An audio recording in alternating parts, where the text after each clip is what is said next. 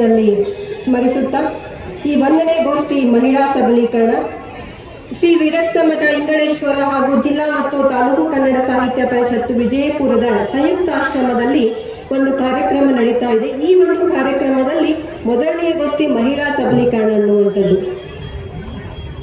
Actually ಹೇಳ್ಬೇಕು ಅಂತಂದ್ರೆ ಈ 1ನೇ ಗೋಷ್ಠಿ 10 ಸ್ಟಾರ್ಟ್ ಆಗಬೇಕಾಗಿತ್ತು. ಈಗ ಸಮಯ 2 ಗಂಟೆ ಆಗ್ಲಿಕ್ಕೆ ಬರ್ತಾ ಇದೆ. 2ನೇ ಗೋಷ್ಠಿಯವರು ಕೂಡ ಬಂದು ಕೂತಿದ್ದಾರೆ. ಹಾಗಾಗಿ ಸಮಯದ ಅಭಾವ ಇರೋದ್ರಿಂದ ನನಗೆ ಕೊಟ್ಟಂತ ವಿಷಯವನ್ನ ನೇರವಾಗಿ ನಾನು ಪ್ರಸ್ತಾಪ ಮಾಡ್ತಿದ್ದೀನಿ. ವೇದಿಕೆಯ ಮೇಲೆ ಆಸೀನರಿರುವಂತಹ ಎಲ್ಲ ಪೂಜ್ಯರ ಪಾದಗಳಿಗೆ ನಮಸ್ಕರಿಸುತ್ತಾ, ಹಾಗೆ ವೇದಿಕೆಯ ಮೇಲೆ ಆಸೀನರಿರುವಂತಹ ಎಲ್ಲ ಸಹೋದರರಿಗೆ ವಂದನೆಯನ್ನು ಸಲ್ಲಿಸುತ್ತಾ, ಹಾಗೆಯೇ ಈ ಒಂದು ಮಠದ ಸದ್ಭಕ್ತರನ್ನು ಕೂಡ ಅವರಿಗೂ ಕೂಡ ಶರಣಾರ್ಥಿಯನ್ನ ಹೇಳುತ್ತಾ, ನನಗೆ ಕೊಟ್ಟಿರುವಂತಹ ಮಹಿಳಾ ಸಬಲೀಕರಣ ಅನ್ನುವಂಥದ್ದು ನಿಮಗೆಲ್ಲರಿಗೂ ಗೊತ್ತಾಗಿರುವಂತಹ ವಿಷಯ. ಇಂದಿನ ಸಮಾಜದೊಳಗೆ ಏನಾಗಿದೆ ಅಂತಂದ್ರೆ ಎಲ್ಲರಿಗೂ ಗೊತ್ತು, ಆರ್ಥಿಕವಾಗಿ, ಸಾಮಾಜಿಕವಾಗಿ, ರಾಜಕೀಯವಾಗಿ ಮಹಿಳೆ ಕೌಟುಂಬಿಕವಾಗಿ ಅವಳು ಒಂದು ಉನ್ನತ ಸ್ಥಾನವನ್ನ ಪಡಿಬೇಕು ಅನ್ನುವಂಥದ್ದು ನಿಮಗೆಲ್ಲರಿಗೂ ಗೊತ್ತಿರುವಂಥದ್ದು. ಇಂದಿನ ದಿನಮಾನದಲ್ಲಿ ನಾವು ನೋಡ್ಬೇಕಾದ್ರೆ ಆರ್ಥಿಕವಾಗಿ ನಾವು ಎಲ್ಲ ಮಹಿಳೆಯರು ಕೂಡ ಸಬಲರಾಗಿದ್ದೀವಿ. ಯಾಕಂದ್ರೆ ನಮಗೆ ಕೊಟ್ಟಿರುವಂತಹ ಸರ್ಕಾರದ ಸವಲತ್ತುಗಳಾಗಿರಬಹುದು ಅಥವಾ ನಮ್ಮ ಸಾಮಾನ್ಯ ಮಹಿಳೆಯರು ಕೂಡ ವಿದ್ಯಾಭ್ಯಾಸವನ್ನ ಮಾಡದೇ ಇರುವಂತವರು ಕೂಡ ಆರ್ಥಿಕವಾಗಿ ಸಬಲರಾಗಿದ್ದಾರೆ.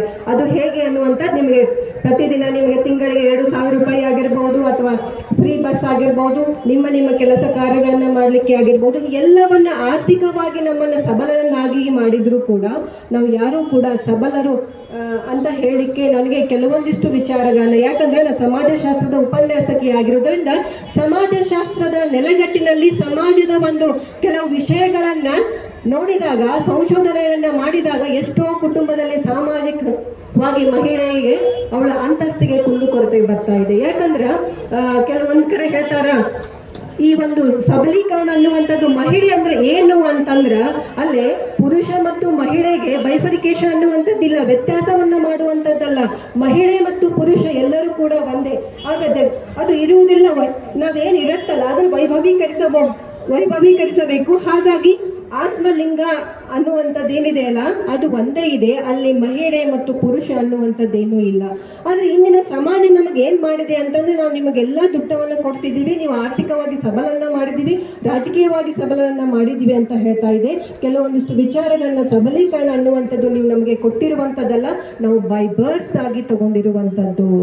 ಯಾಕೆ ಅಂತಂದ್ರೆ ಒಂದು ಮಾತನ್ನ ಯಾವಾಗ್ಲೂ ಹೇಳ್ತಾ ಇರ್ತೀನಿ, ಪ್ರಾಕ್ಟೀಸ್ ಮೇಕ್ ಮ್ಯಾನ್ ಪರ್ಫೆಕ್ಟ್ ಅಂತ ಹೇಳ್ತಾರ. ಅಲ್ಲಿ ವುಮೆನ್ ಅಂತ ಎಲ್ಲೂ ಕೂಡ ಬಳಸಿಲ್ಲ. ಯಾಕಂತಂದ್ರೆ she Born with A perfection. ಅವಳು ಹುಟ್ಟಬೇಕಾದ್ರೆ ಅವಳು ಏನ್ ಮಾಡಿದಾಳ ತನ್ನ ಜಾಗೃತ ಶಕ್ತಿಯಿಂದ, ತನ್ನ ಶಕ್ತಿಯಿಂದ ಏನ್ ಮಾಡಿದಾಳ ಅಂತಂದ್ರೆ ಮಾತೃಶಕ್ತಿಯಿಂದ, ನೇತೃತ್ವ ಶಕ್ತಿಯಿಂದ, ಕರ್ತೃತ್ವ ಶಕ್ತಿಯಿಂದ ಅವಳು ಏನ್ ಮಾಡಿದಾಳ ಅಂತಂದ್ರೆ ತನ್ನನ್ನು ತಾನು ಜಾಗೃತವನ್ನಗೊಳಿಸಿದಾಳೆ.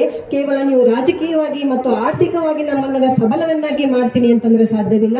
ನಮಗೇನಾದ್ರೂ ಸಬಲರನ್ನಾಗಿ ಮಾಡ್ಬೇಕಾದ್ರೆ ಒಳ್ಳೆಯ ಶಿಕ್ಷಣವನ್ನ ಕೊಡಿ, ಉಚಿತವಾಗಿರುವಂತಹ ಶಿಕ್ಷಣವನ್ನ ಕೊಡಿ. ಅಂದಾಗ ಮಾತ್ರ ನಮ್ಮ ಮಹಿಳೆಯರು ಸಮರ್ಥರಾಗಲಿಕ್ಕೆ ಸಾಧ್ಯ. ಒಂದು ಮಹಿಳೆಗೆ, ಒಂದು ಪುರುಷನಿಗೆ ವಿದ್ಯಾಭ್ಯಾಸವನ್ನ ಕೊಟ್ಟಾಗ ಕೇವಲ ಒಂದು ಮನೆಯ ಬೆಳವಣಿಗೆ ಆಗತ್ತ, ಆದರೆ ಆರ್ಥಿಕವಾಗಿ ಸಬಲರಾಗ್ತಾರ. ಆದ್ರೆ ಒಂದು ಮಹಿಳೆಗೆ ನೀವು ಒಂದು ಹೆಣ್ಣು ಮಗುವಿಗೆ ಏನು ಶಿಕ್ಷಣವನ್ನ ಕೊಟ್ಟರೆ ಇಡೀ ಸಮಾಜ ಬೆಳಗತ್ತ. ಅದಕ್ಕೆ ನಾವೇನ್ ಹೇಳ್ತೀವಿ ಅಂತಂದ್ರೆ, ಒಂದು ನಿದರ್ಶನವನ್ನ ಕೊಟ್ಟು ನಾನು ಈ ಒಂದು ಕೆಲವೊಂದಿಷ್ಟು ಮಾತುಗಳನ್ನ ಮುಗಿಸ್ತಾ ಇದ್ದೀನಿ. ನಾವು ನಮ್ಮ ಒಂದು ದೇಶ, ಭಾರತ ದೇಶ ಏನಾಗಿದೆ ಅಂತಂದ್ರೆ ಹಳ್ಳಿಯಿಂದ ಕೂಡಿರುವಂತ ರಾಷ್ಟ್ರ. ಹಳ್ಳಿಯಿಂದ ಕೂಡಿದಾಗ ಅಲ್ಲಿ ಒಂದು ವಿಚಾರವನ್ನ ಹೇಳ್ಬೇಕಾಗತ್ತ. ಒಂದು ರೈತನ ಆತ್ಮಹತ್ಯೆಗಳು ಅಂತ ನಾವು ನೋಡ್ತಾ ಇರ್ತೀವಿ, ದಿನಾ ಪೇಪರ್ ಅಲ್ಲಿ ನೋಡ್ತಾ ಇದ್ದೀವಿ. ಆದ್ರೆ ರೈತನ ಆತ್ಮಹತ್ಯೆ ಅಂತ ನೋಡ್ತೀವಿ, ಆದ್ರೆ ರೈತನ ಹೆಂಡತಿಯ ಆತ್ಮಹತ್ಯೆ ಅಂತ ನಾವು ಯಾವ ಪೇಪರ್ ಅಲ್ಲೂ ಓದಿಲ್ಲ. ಯಾಕಿದೆ ಅಂತಂದ್ರೆ ರೈತನ ಹೆಂಡತಿ ಆರ್ಥಿಕವಾಗಿ, ಸಾಮಾಜಿಕವಾಗಿ, ಶೈಕ್ಷಣಿಕವಾಗಿ ಅವಳು ಸಬಲಳಲ್ಲ. ಆದ್ರೂ ಕೂಡ ಅವಳು ಆತ್ಮಹತ್ಯೆಯನ್ನ ಮಾಡ್ಕೊಂತಾಳ? ಇಲ್ಲ. ಯಾಕೆ ಮಾಡ್ಕೊಳ್ಳಲ್ಲ ಅಂತಂದ್ರ ಅವಳು ಹುಟ್ಟಬೇಕಾದ್ರೆ ತನ್ನಲ್ಲಿರುವಂತಹ ಪ್ರಕೃತಿ ದತ್ತವಾಗಿರುವಂತಹ ಶಕ್ತಿಯಿಂದ ಅವಳು ಏನ್ ಮಾಡ್ತಾಳ, ತನ್ನ ಮಕ್ಕಳನ್ನ, ತನ್ನ ಕುಟುಂಬವನ್ನ ಜವಾಬ್ದಾರಿತವಾಗಿ ನಿರ್ವಹಿಸ್ತಾಳ. ಅಂತ ಶಕ್ತಿ ನಮಗೆ ಪ್ರಕೃತಿ ಕೊಟ್ಟಿದೆ. ನಮಗೆ ಪುರುಷರು ಆರ್ಥಿಕವಾಗಿ ಸಬಲರನ್ನಾಗಿ ಮಾಡುವ ಅವಶ್ಯಕತೆ ಇಲ್ಲ. ನಮ್ಮಲ್ಲಿರುವಂತಹ ಮಾತೃತ್ವ ಶಕ್ತಿ ನಮಗೆ ಯಾರೂ ಕೂಡ ಮಕ್ಕಳನ್ನ ಪ್ರೀತಿ ಮಾಡಂತ ಹೇಳ್ಕೊಟ್ಟಿಲ್ಲ. ಕರ್ತೃತ್ವ ಶಕ್ತಿ, ನೇತೃತ್ವ ಶಕ್ತಿ, ನಾವು ಯಾವುದೇ ಒಂದು ಕೆಲಸ ಇತ್ತು ಅಂತಂದ್ರೆ ನಮ್ಮದೇ ಅನ್ನುವಂತಹ ಕೆಲಸದಲ್ಲಿ ನಾವು ಕೆಲಸವನ್ನ ಮಾಡ್ತಿರ್ತೀವಿ. ಆದ್ರೆ ಒಂದು ಪುರುಷರನ್ನ ಒಂದು ಕಾರ್ಯಕ್ರಮ ಅಥವಾ ಎಲ್ಲೇ ಕರೆಸ್ಬೇಕಂದ್ರೂ ಕೂಡ ಅವ್ರು ಹೇಳ್ಬೇಕಾಗತ್ತೆ, ನಾವು ಮಹಿಳೆಯರ ಹಂಗಲ್ಲ, ನಾವು ಎಲ್ಲ ಕೆಲಸವನ್ನ ಮಾಡ್ತಿರ್ತೀವಿ. ಹಾಗಾಗಿ ಆ ರೈತರ ಒಂದು ಮಹಿಳೆಯ ಒಂದು ಸಬಲೀಕರಣ ಅನ್ನುವಂಥದ್ದು ಆಲ್ರೆಡಿ ಇತ್ತಲ್ಲ, ಅದನ್ನ ವಿಚಾರ ಮಾಡಿದಾಗ ಸಬಲೀಕರಣ ಅನ್ನುವಂಥದ್ದು ಏನು? ಹಾಗಾಗಿ ಈ ಎಲ್ಲ ವಿಚಾರವನ್ನ ನೋಡಿದಾಗ ಮಹಿಳೆಗೆ ನೀವೇನು ಕೊಡಬೇಕಾಗಿದೆಯಲ್ಲ ಅದು ಸಾಮಾಜಿಕವಾಗಿ ಅವಳಿಗೆ ಪುರುಷರಷ್ಟೇನೆ ಏನು ಗೌರವವನ್ನು ಕೊಡುವಂಥದ್ದು ಈಗ ಇದೆ. ಆದರೂ ಕೂಡ ಅವಳ ಅಂತಃಕರಣವನ್ನು ಮಾತಾಜಿಯವರು ಹೇಳಿದ್ರ, ದ್ರಾಕ್ಷಾಯಿಣಿ ಮಾತಾಜಿಯವಳು ಅಂತಃಕರಣವನ್ನು ಅವಳು ಬೆಳೆಸ್ಕೋಬೇಕು, ಉಳಿಸ್ಕೋಬೇಕು. ಅಂದಾಗ ಮಾತ್ರ ಅವಳು ಆಧ್ಯಾತ್ಮಿಕವಾಗಿ ಹೊರಗಡೆ ಬಂದಾಗ ಅವಳು ಸಬಲೀಕರಣ ಆಗತ್ತೆ ಅಂತ ಹೇಳ್ತಾರ. ಅವರದೇ ಒಂದು ನಿಲುವಿನಲ್ಲಿ ಆಧ್ಯಾತ್ಮಿಕವಾಗಿ ಹೇಳಿದ್ರು. ನಾನು ಸಮಾಜಶಾಸ್ತ್ರದ ಉಪನ್ಯಾಸಕಿ ಆಗಿರೋದ್ರಿಂದ ಸಮಾಜದಲ್ಲಿರುವಂತ ಅನಿಷ್ಟ ಪಿಡುಗುಗಳನ್ನ ಯಾವಾಗ ನೀವು ತೊಲಗಿಸ್ತಿರ್ಲ ಅವಾಗ ಸಾಮಾಜಿಕವಾಗಿ ಮಹಿಳೆಯರಿಗೆ ಸಬಲೀಕರಣ ಆಗುತ್ತೆ. ಆ ಅನಿಷ್ಟ ಪಿಡುಗುಗಳಂತ ಹೇಳಿ ನಮ್ಮ ವಿದ್ಯಾರ್ಥಿಗಳನ್ನ ಕರ್ಕೊಂಡು ಒಂದಿಷ್ಟು ಸಂಶೋಧನೆಗಳ ಮಾಡಿದಾಗ ಅಲ್ಲಿ ಸಿಕ್ಕಿರುವಂತದ್ದೇನು ಅಂತಂದ್ರೆ ಯುವಕರ ಅಶಾಂತಿ ಅನ್ನುವಂಥದ್ದಾಗಿರ್ಬೋದು, ಧೂಮಪಾನ ಮತ್ತು ಮದ್ಯಪಾನಗಳ ಹಾವಳಿ. ನೀವು ನಮಗೇನು ದುಡ್ಡನ್ನ ಕೊಡ್ತಿರ್ತೀರಲ್ಲ, ದುಡ್ಡ ಕೊಟ್ಟಿರುವಂತದ್ದನ್ನ ನೀವು ಅನಿಷ್ಟ ಪದ್ಧತಿ ಆಗಿರುವಂತಹ ಈ ಧೂಮಪಾನ ದುಶ್ಚಟಗಳನ್ನ ನೀವು ತೊಲಗಿಸಿದಾಗ ನಿಮಗೇನಾಗತ್ತ ಅಂತಂದ್ರೆ ಆ ಒಂದು ಹೆಣ್ಣು ಮಗು ಸ್ವತಂತ್ರವಾಗಿ ಜೀವನ ಮಾಡ್ಲಿಕ್ಕೆ ಸಾಧ್ಯ ಆಗತ್ತ. ಅವಳ ಕಡೆ ಎಷ್ಟೇ ಶಕ್ತಿ ಇರತ್ತ ಎದ್ರೂ ಕೂಡ ಆ ಒಂದು ಏನಂತಾರ ಆ ಒಂದು ಪುರುಷನನ್ನ ಕಟ್ಕೊಂಡಾಗ ಮಾನಸಿಕವಾಗಿ ಅಸ್ವಸ್ಥಳಾಗ್ತಾಳ. ಅವಳು ತನ್ನಲ್ಲಿರುವಂತ ಪ್ರತಿಭೆಯನ್ನ ಸಮಾಜಮುಖವಾಗಿ ಇರ್ಲಿಕ್ಕಾಗಲ್ಲ. ಈ ಕಡೆ ಗಂಡನ್ ಬಿಟ್ಟು ಬದುಕ್ಲಿಕ್ಕೂ ಆಗಲ್ಲ ಅಥವಾ ಗಂಡನ ಜೊತೆನೂ ಬದುಕ್ಲಿಕ್ಕಾಗಲ್ಲ.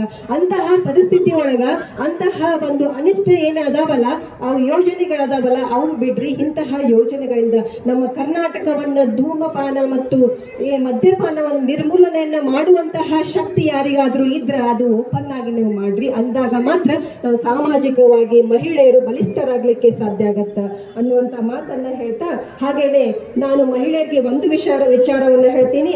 ಕಾಲಘಟ್ಟ ಬದಲಾದಂತೆ ಬದಲಾವಣೆಯೂ ಕೂಡ ಸಹಜ. ಯಾಕಂದ್ರೆ ನಾವೆಲ್ಲ ಆಧುನಿಕ ಮಹಿಳೆಯರು. ಆಧುನಿಕವಾಗಿ ಆರ್ಥಿಕ ತುರ್ತು ಬಂದಾಗ, ಸಮಾಜದಿಂದ ಕೆಲವೊಂದು ಸಮಸ್ಯೆಗಳು ಬಂದಾಗ ತನ್ನ ಅಂತಸತ್ವವನ್ನ ಮೂಲಕ ಉಪಯೋಗಿಸಿ ಬಿಟ್ಟರೆ ತನ್ನ ಒಂದು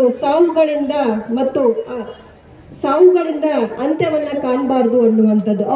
ಅವಳು ಏನ್ ಮಾಡ್ಬೇಕು ಅಂತಂದ್ರೆ ಧೀರ ಶಕ್ತಿಯಾಗಿ ತನ್ನ ಒಂದು ಪಾವಿತ್ರತೆಯಿಂದ, ಧೈರ್ಯದಿಂದ, ಶಕ್ತಿಗಳ ಮೂಲಕ ಸ್ವತಂತ್ರವಾಗಿ ಬದುಕುವಂಥದ್ದನ್ನ ಮಾಡಬೇಕು. ನಮಗೇನು ಕೊಟ್ಟಿಲ್ಲ ಅಂತಿಕೊಂಡು ನನ್ನ ಮನೆಯಲ್ಲಿ ಆ ಪ್ರಾಬ್ಲಮ್ ಇದೆ ಅಥವಾ ನನಗೆ ಬೇರೆ ಸಮಾಜದಲ್ಲಿ ಪ್ರಾಬ್ಲಮ್ ಇದೆ ಅನ್ನೋದಕ್ಕಿಂತ ಬಿಟ್ಟು, ಸಮಸ್ಯೆಯನ್ನ ಬಿಟ್ಟು ಅವಳು ಹೊರಗಡೆ ಬಂದಾಗ ಅವಳು ಒಂದು ಉತ್ತಮವಾಗಿರುವಂತಹ ತನ್ನ ಶಕ್ತಿಗಳ ಮೂಲಕ, ತನ್ನಲ್ಲಿ ಅಡಗಿರುವಂತಹ ಒಂದು ಉತ್ತಮವಾಗಿರುವಂತಹ ಶಕ್ತಿಗಳ ಮೂಲಕ ಅವಳು ಸಮಾಜಕ್ಕೆ ಮಾದರಿ ಸಾಧ್ಯವಾಗುತ್ತೆ.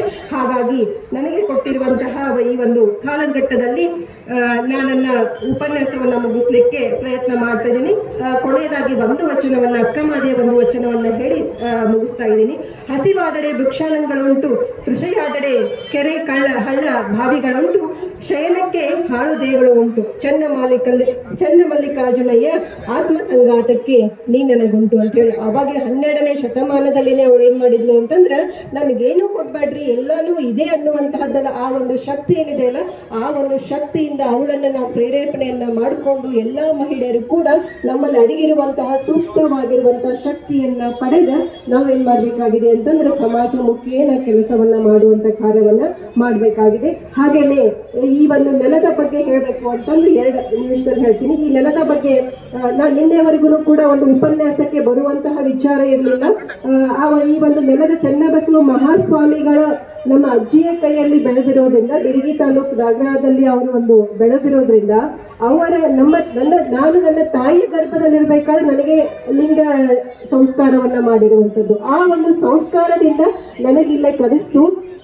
ಅದರೊಳಗೆ 12ನೇ ಶತಮಾನದಲ್ಲಿ ಈ ಒಂದು ಬಸವಣ್ಣನ ನೆಲದಲ್ಲಿ 12ನೇ ಶತಮಾನದಲ್ಲಿ ಸ್ತ್ರೀ ಸಮಾನತೆ ಅನ್ನುವಂಥದ್ದು ಬಸವಣ್ಣ ಹೇಳಿಕೊಟ್ಟ. ಕೇವಲ ಅದು 12ನೇ ಶತಮಾನಕ್ಕೆ ಮಾತ್ರ ಸೀಮಿತ ಆಗಬಾರದು, ಅದು 21ನೇ ಶತಮಾನಕ್ಕೂ ಕೂಡ ಮಹಿಳೆಯರಿಗೆ ಸ್ತ್ರೀ ಸ್ವಾತಂತ್ರ್ಯವನ್ನು ನಾವು ಕೊಡ್ತಿದ್ದೀವಿ ಅನ್ನುವಂತಹದ್ದನ್ನ ಅದನ್ನ ನಡ್ಕೊಂಡು ಹೋಗುವಂಥದ್ದು ಯಾರು ಅಂತಂದ್ರೆ ಈ ಚನ್ನಬಸವ ಮಹಾಸ್ವಾಮಿಗಳಾಗಿರ್ಬೋದು, ಸಿದ್ಧಗಂಗಾ ಮಹಾಸ್ವಾಮಿಗಳಾಗಿರ್ಬೋದು. ಹಾಗೇನೆ ಅವರಿಗೆ ಸಾಥನ್ನ ಕೊಡ್ತಿರುವಂತಹ ವಿಜಯಪುರದ ಜಿಲ್ಲಾ ಸಾಹಿತ್ಯ ಪರಿಷತ್ತಿನ ಅಧ್ಯಕ್ಷರಾಗಿರುವಂತಹ ವಾಲಿಕಾರ್ ಹಸಿಂಸೀರ್ ಸರ್ ಅವರು ಕೂಡ ಪ್ರತಿ ವರ್ಷ ಜಾತ್ರಾ ಮಹೋತ್ಸವದಲ್ಲಿ ಮಹಿಳೆಯರಿಗಾಗಿನೇ ಒಂದು ಗೋಷ್ಠಿಯನ್ನ ನಿರ್ಮಾಣ ಮಾಡುವಂಥದ್ದು. ಇದರಿಂದ ಏನಾಗತ್ತ ಅಂತಂದ್ರೆ ಮಹಿಳೆಯರಲ್ಲಿರುವಂತಹ ಶಕ್ತಿಯನ್ನ, ಅವರಲ್ಲಿರುವಂತಹ ಜ್ಞಾನವನ್ನ ಅವರಿಗೂ ಕೂಡ ಮುಕ್ತವಾಗಿ ಪುರುಷರಷ್ಟೇ ವೇದಿಕೆಯನ್ನ ಹಂಚ್ಕೊಳ್ಳಿಕ್ಕೆ ಅವಕಾಶ ಮಾಡಿಕೊಟ್ಟಿದಾರಲ್ಲ. ಸೊ ಹಾಗಾಗಿ ಅವರೆಲ್ಲರಿಗೂ ಕೂಡ ಈ ವೇದಿಕೆಯ ಮುಖೇನ ನನಗೆ ಅವಕಾಶವನ್ನ ಕೊಟ್ಟಿದ್ದಕ್ಕಾಗಿ ನಮಸ್ಕಾರಗಳನ್ನು ತಿಳಿಸ್ತಾ ಇದ್ದೀನಿ. ಎಲ್ಲರಿಗೂ ಶರಣು. ಮಹಿಳಾ ಸಬಲೀಕರಣದ ಬಗ್ಗೆ ತುಂಬಾ ಮಾರ್ಮಿಕವಾಗಿ ಮಾತನಾಡಿದಂತಹ ಶ್ರೀಮತಿ ರೋಹಿಣಿ ಜೆಟ್ಟಿ ಪ್ರಾಧ್ಯಾಪಕರು, ಸರ್ಕಾರಿ ಪದವಿ ಮಹಾವಿದ್ಯಾಲಯ ಕಲಸಂಗ ಅವರಿಗೆ ತುಂಬ ಧನ್ಯವಾದಗಳು ಅರ್ಪಿಸುತ್ತಾ ಮುಂದಿನ